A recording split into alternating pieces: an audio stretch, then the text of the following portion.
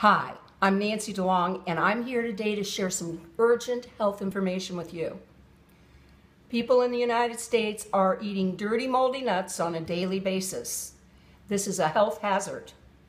I'm here today to show you how to properly wash your nuts. So please pay attention because it could save your life.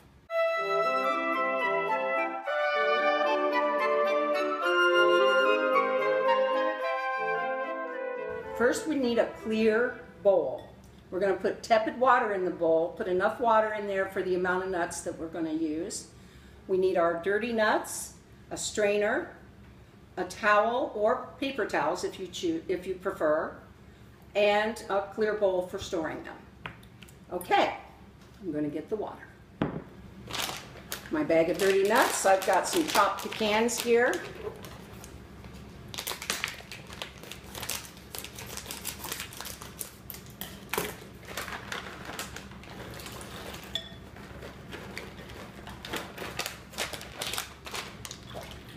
And after you get your nuts in the bowl, you start swirling. Swirl, swirl, swirl.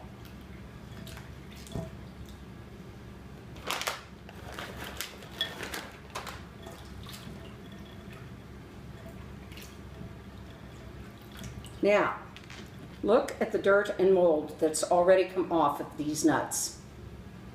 That used to go in your body. This has been making you sick. So I've got my strainer. I'm going to strain my almost clean nuts. All right. Carefully pouring the nuts through the strainer.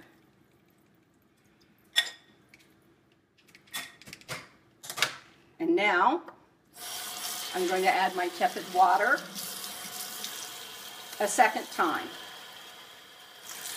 Because as you'll see in the second time around, we've kind of opened the pores of the nuts, so more dirt is pouring out of these moldy nuts. So the second time around, it's even more visible. Look at that. That's been going in your body. Okay, I'll be right back. And now what I have are clean, limp nuts. Trust me, no one wants to eat a limp nut. So we must pat them dry and firm them up. And you can look at the nuts and see that they're getting dry. Patting them dry, patting them dry. And then take a glass bowl, not plastic. Take a nice glass bowl, put your nuts in the bowl. They're very limp. You don't want to eat them that way.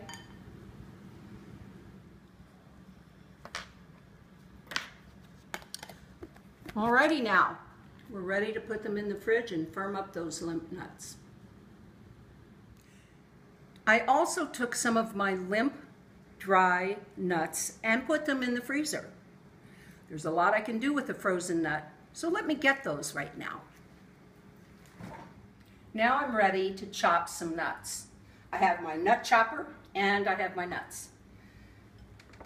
Some of these nuts are really big and you could choke on a nut if it's too big. So one of the main reasons for chopping your nuts is so you don't choke on them. So I'm going to take the amount of nuts I'm going to be needing.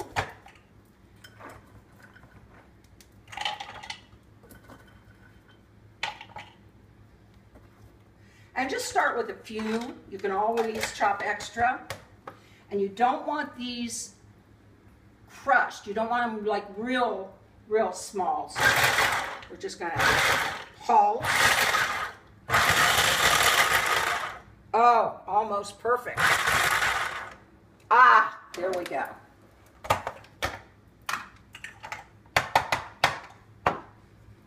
Perfectly chopped nuts.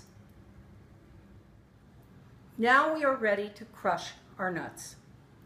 The crushing of the nuts is probably one of those things I look forward to at the end of a hard day's work. It's a stress reliever, plus the health benefits, because people are choking every day by eating nuts that are too big. You can choke to death on a big nut. Don't do it. Let's crush these. So first I have, you can use a cutting board. I've chosen to use a kitchen mat. And then I lay down a piece of parchment paper on my mat. And I'm going to need a piece of parchment paper for the top. I have my mallet. And now I'm going to put down the amount of nuts that I'd like to crush. Start small. You can always crush more. You can crush as many as you want, actually. And try to lay them in a single line in the middle of the mat.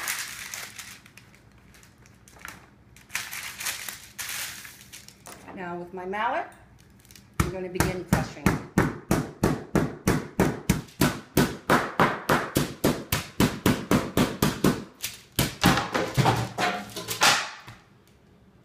Well, you want to do it so you don't destroy your kitchen.